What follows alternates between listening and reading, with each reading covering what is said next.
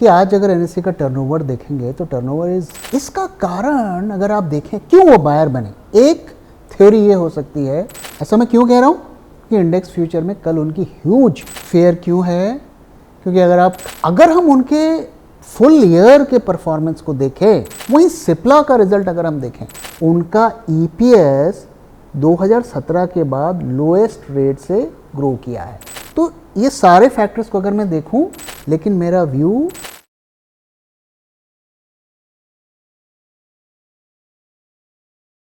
Sir, आज का market थोड़ा प्रेशर में लग रहा था। ओवरऑल आपको कैसा लगा मार्केट? हाँ, अगर देखो मार्केट्स को अगर हम फेस वैल्यू पे देखें तो हमें क्या दिखता है, सारे सेक्टर्स ऑलमोस्ट आज अप रहे, लेकिन बैंक्स डाउन रहे। जो सबसे इंटरेस्टिंग बात है आज के मार्केट की कि आज अगर एनएससी का टर्नओवर देखेंगे तो टर्नओवर इज़ ह्यूज, 1,16,000 करोड़ का टर्नओवर जनरेट हुआ है। और इतने टर्नओवर में मुझे नहीं याद पड़ता कि पिछले 5-6 दिनों या प्रॉब्ली 2 हफ्तों में कभी हमें ऐसा टर्नओवर देखने को मिला है। तो इतना टर्नओवर जब जनरेट हुआ तो निफ्टी को और ऊपर जाना चाहिए था, मार्केट को और ऊपर जाना चाहिए था, और लगातार हमने देखा कि मार्केट्स प्रेशर में रहे।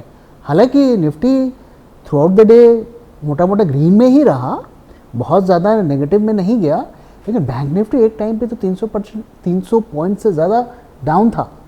तो ओवरऑल जितना टर्नओवर जनरेट हुआ है वो ऐसा तो नहीं लग रहा है कि वो बाइंग हुई है, क्योंकि अगर इतनी बाइंग होती, जेन्युइन बाइंग, तो निफ्टी और ऊपर जाता। और हमें ध्यान में रखना पड़ेगा कि जो हमारे लीडिंग बैंक्स थे वो सारे नेगेटिव में रहे।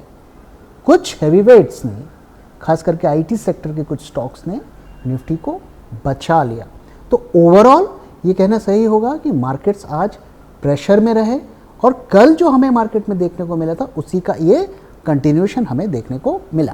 सर, अभी ये बताइए, कल एपीआईज की सेल की फिगर आई, 2 दिन पहले भी उन्होंने सेल किया था, तो क्या वो फिर सेलर बन रहा है? ओके, तो हमने नोट किया कि पिछले 2-3 हफ्तों से एफआईज अचानक से बाइंग करने लगे, बड़ी बड़ी उनकी फिगर आने लगी। 2 दिन पहले जब मार्केट में इतनी रैली हुई, उस दिन भी उनकी बाइंग की फिगर आई, बट बहुत मामूली, 1,000-1,200 करोड़ की आई। कल उनकी मार्जिनल सेल की फिगर आई, तो ऐसा लग रहा है कि वापस से वो सेलर बनने की तैयारी कर रहे हैं। इसका कारण क्या हो सकता है?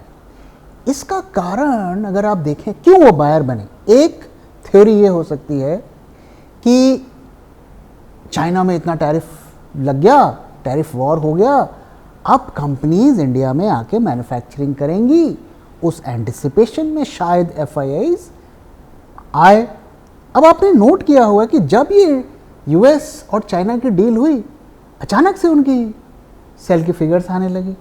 ये इंडिया पाकिस्तान कॉन्फ्लिक्ट की वजह से भी हो सकता है, लेकिन मुझे लगता है ये इंडिया पाकिस्तान के कॉन्फ्लिक्ट की वजह से नहीं है, क्योंकि उस दौरान भी उनकी बाइंग की फिगर आ रही थी। एक डेटा मैं आपके साथ शेयर करता हूँ। मैंने आपके साथ शेयर किया इतने दिनों से कि एफआईआईज लगातार अपने इंडेक्स शॉर्ट्स की पोजीशंस को कट कर रहे हैं। 2 लाख कॉन्ट्रैक्ट शॉर्ट्स थे, उसको कम करके 0 पे ले आए, और नेट लॉन्ग भी चले गए, और फिर वापस से शॉर्ट्स आने लगे। कल का डेटा, आज का डेटा भी नहीं आया उनके इंडेक्स फ्यूचर्स का, कल उन्होंने फिर से 35,000 कॉन्ट्रैक्ट्स शॉर्ट कर दिए हैं। तो ये तो हमें इंडिकेट कर रहा है कि शायद अब वो फिर सेलर बनने की तैयारी कर रहे हैं, और मुझे लगता है कहीं ना कहीं इसका कनेक्शन जो यूएस चाइना डील है। अब आज का डेटा अभी नहीं आया, ना तो कैश मार्केट का आया है, इस रिकॉर्डिंग जब तक हम कर रहे हैं तब तक तो नहीं आया, और ना ही इंडेक्स डेरिवेटिव का है, वो तो रात में आएगा। तो आज क्या हुआ ये कहना मुश्किल है, लेकिन मुझे लगता है कि अब अगले 2-3 दिनों में वापस से सेलिंग की फिगर उनकी आनी शुरू होगी। ऐसा मैं क्यों कह रहा हूँ कि इंडेक्स फ्यूचर में कल उनकी ह्यूज शॉर्ट्स की पोजीशन ऐड हुई है। सर, कहीं मार्केट को इंडिया पाकिस्तान का डर फिर से परेशान तो नहीं कर रहा है ना? देखो, कहीं ना कहीं सिस्टम में फेयर तो है। फेयर क्यों है? क्योंकि अगर आप खबरें पढ़ रहे हैं तो वायलेशंस तो हो रहे हैं। नाउ डिफेंस जो एयरफोर्स के चीफ है, उन्होंने प्रेस कॉन्फ्रेंस में कहा कि ऑपरेशन सिंदूर तो अभी चल रहा है। सरकार ने कहा सीज़ फायर हो गया है, ट्रंप ने कहा सीज़ फायर हो गया है, उधर पाकिस्तान वायलेशन कर रहा है। कुछ खबरें ऐसी भी आई कि वापस से बॉर्डर एरियाज़ पे मिसाइल्स के अटैक की खबरें हैं। ऐसे भी खबरें आई कि दिल्ली में सारे सरकारी जो ऑफिशियल्स हैं उनकी छुट्टियां कैंसिल कर दी गई हैं। तो इंडिया पाकिस्तान का कॉन्फ्लिक्ट तो ऐसा ही होता है, ये नेवर एंडिंग है। तो सिस्टम में इसको लेकर फेयर तो है, विक्स अभी भी बढ़ा ही हुआ है, आईवीज अभी भी बढ़ी हुई है, तो फेयर तो है। लेकिन जब आप ऑफिशियली आपने अनाउंस कर दिया कि सीज फायर हो गया है, तो मुझे पर्सनली ऐसा नहीं लगता कि उसका मेजर वायलेशन होगा। छुटपुट वायलेशन हो सकता है। तो सिस्टम में फेयर है, पर मुझे नहीं लगता बहुत ज़्यादा इसका फेयर है। हमारी अपनी अलग प्रॉब्लम्स हैं, उसकी वजह से मार्केट्स प्रेशर में है। आप आते हैं टाटा मोटर्स के बारे में। टाटा मोटर्स के रिजल्ट आए, उसमें आपको कुछ पॉजिटिव नज़र में आते हैं क्या? क्या शेयर प्राइस और चढ़ेगा? देखो, पिछले महीने काफ़ी टाटा मोटर्स के शेयर्स चढ़े हैं। हालांकि उससे पहले काफ़ी गिरे, 1000 रुपीज़ से ऊपर चला गया था, वहाँ से वो 500-550 के लेवल पर आया और अब 700 के लेवल के आसपास चल रहा है। करीब एक महीने में मुझे लगता है 12-13% स्टॉक अप है। इसका कनेक्शन मुझे नहीं लगता कि उसके रिजल्ट से है, उसके अब फाइनेंशियल परफॉर्मेंस से है। ये इसका कनेक्शन ज़्यादा इस चीज़ से है कि कंपनी को दो पार्ट्स में अब डिवाइड किया जा रहा है, पीवी एंड सीवी। अब उनके रिजल्ट्स की बात करते हैं, तो रिजल्ट्स में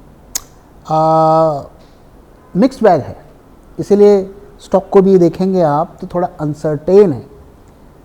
तो पहली चीज़ तो नेगेटिव की बात करते हैं, क्या उसमें नेगेटिव है? तो उनके रेवेन्यू में अगर Q4 के रेवेन्यू में देखें तो माइनर डिप है।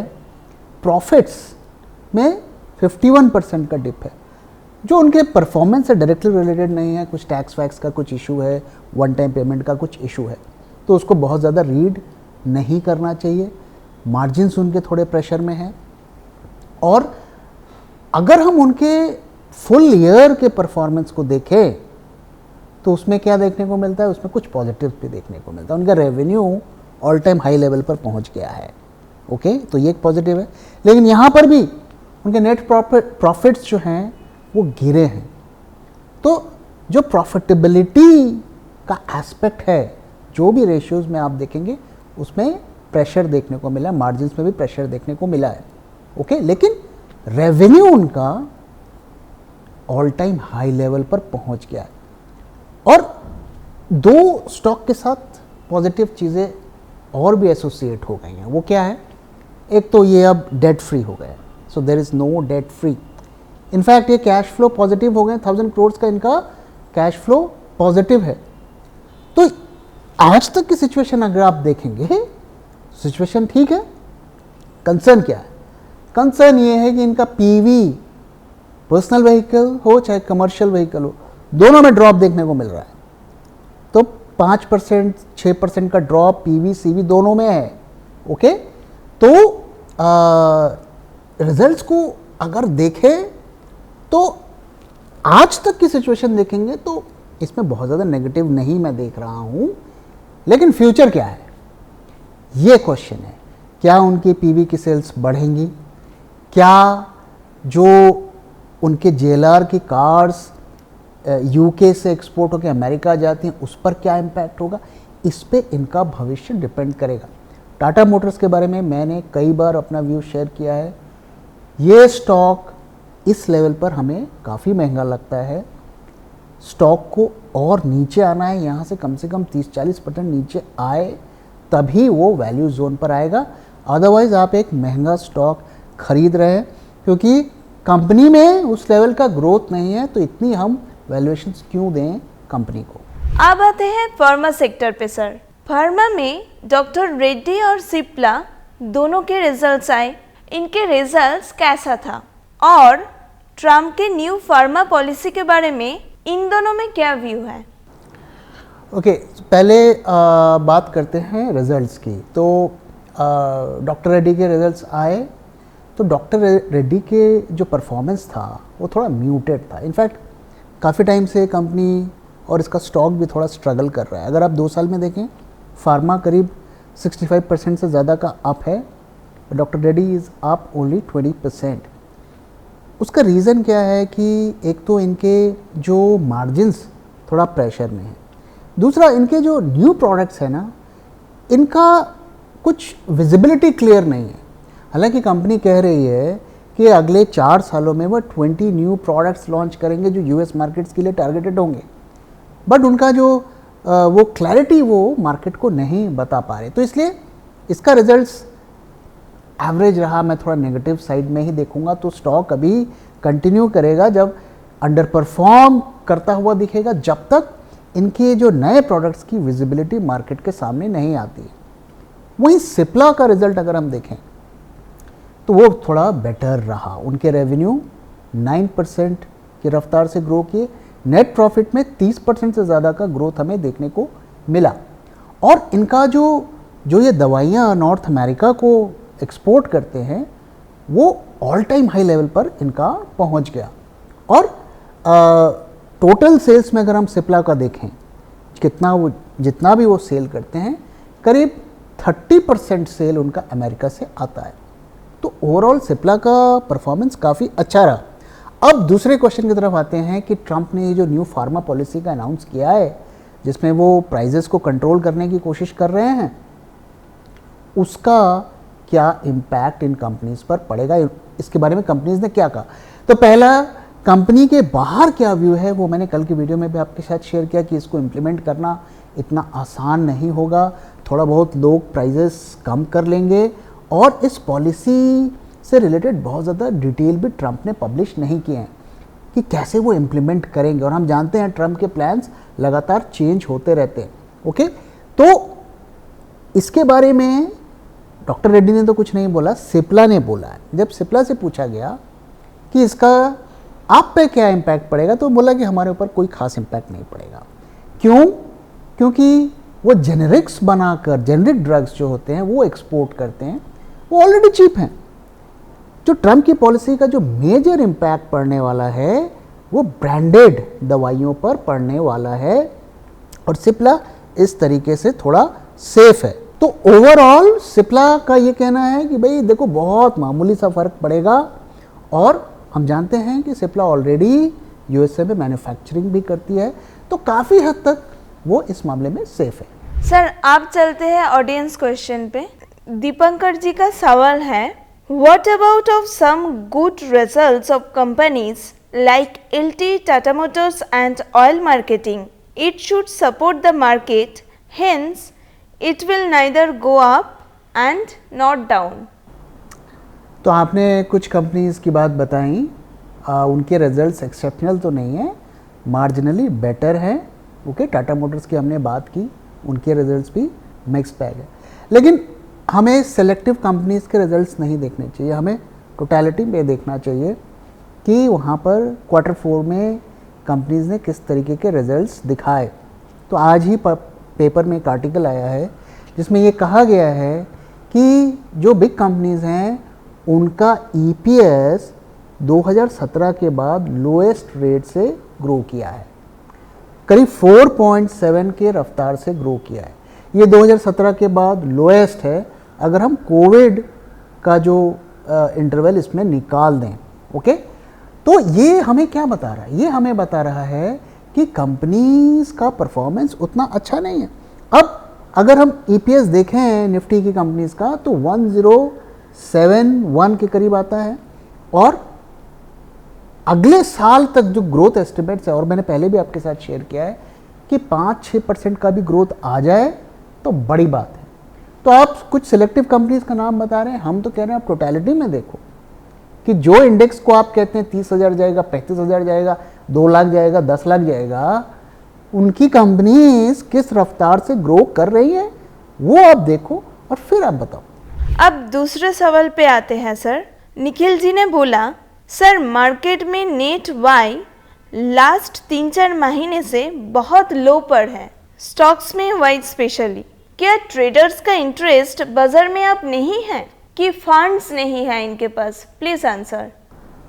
अगर हमें याद हो तो पिछले साल से लगातार क्या कही जाती थी कि लोग ऑप्शंस मार्केट में बहुत काम कर रहे हैं, बैंक में डिपॉजिट नहीं रखे हैं, हमारी इकॉनमी पर इसका इम्पैक्ट पड़ रहा है। तो हमारे पॉलिसी मेकर्स ने ऐसे मेजर्स लिए कि लोग ऑप्शंस ट्रेडिंग कम करें। ओके, लॉट साइजेस बढ़वा दिए, मार्जिन बढ़ा दिया, तरह तरीके के, साथ में ये बोला कि भाई 90% लोग को लॉस होता है, जैसे इक्विटी मार्केट में तो 90% लोग प्रॉफिट कमा लेते हैं, इस तरीके की बातें की। और पर्पस क्या था उनका? छोटे इन्वेस्टर्स को मार्केट से निकाल दो। तो वो निकल गए। अब वो निकल कर कहाँ गए? अब वो ड्रीम 11 खेल रहे हैं, क्योंकि जिसको सट्टेबाजी करनी है वो तो करेगा ही, यहाँ नहीं करने दोगे तो कहीं और करेगा। अभी ड्रीम 11 की कोई बात नहीं कर रहा कि क्यों जाऊँ वहाँ पे जाके लोग सट्टेबाजी कर रहे हैं। तो इस वजह से ओवरऑल टर्नओवर तो देखो कम हुआ है, there is no doubt about it. लेकिन स्टॉक ऑप्शंस में हमेशा से ही वॉल्यूम थोड़ा कम रहा है। हमने देखा है कि वॉल्यूम वहाँ पर कम होते हैं।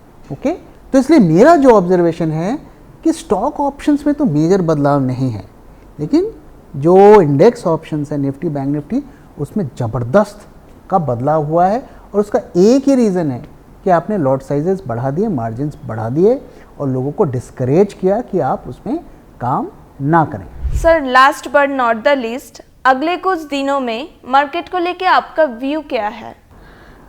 देखिए, व्यूज़ मैंने लगातार आपके साथ शेयर कर रहा हूँ। इस वक्त मेरा बायस बेयरिश ही है। मैं आज के दिन आपको कोई लेवल्स नहीं दे रहा हूँ, लेकिन मेरा व्यू थोड़ा बायस ही है। जैसा कि मैंने शेयर किया, आज की अगर आप डेटा क्रंचिंग भी करें, जैसा कि मैंने पहला आपके साथ शेयर किया कि 1,16,000 करोड़ की टर्नओवर जनरेट हुआ, निफ्टी कुछ खास नहीं चढ़ पाया। क्यों नहीं चढ़ पाया? पहली चीज़, डेरिवेटिव मार्केट्स में आएंगे, वहाँ पर भी आपको कुछ क्लूज़ मिलेंगे। आईवीज अभी भी अप है, विक्स अभी भी अप है। पुट कॉल रेशियो में ज़बरदस्त ड्रॉप देखने को मिला है। 2 दिन पहले इट वाज 1.21, अभी 90 से नीचे आ गया है। तो क्लियरली शॉर्ट पोजीशंस बनी हैं। मैंने आपके साथ शेयर किया कि एफआईआईज़ की बहुत बड़ी फिगर आई है इंडेक्स फ्यूचर्स के शॉर्ट्स में। 35,000 शॉर्ट्स उन्होंने कल ओपन कर दिए हैं। कल उनके कैश मार्केट में भी शॉर्ट की पोजीशन आ गई है। तो ये सारे फैक्टर्स को अगर मैं देखूं तो मेरा अभी बेयरिश बायस है। मैं इस वक्त कोई टारगेट आपको नहीं दे रहा हूं। मे बी 1-2 दिन आपको वेट करना पड़ेगा, फिर मैं कुछ लेवल्स या टारगेट्स आपको दे सकता हूं।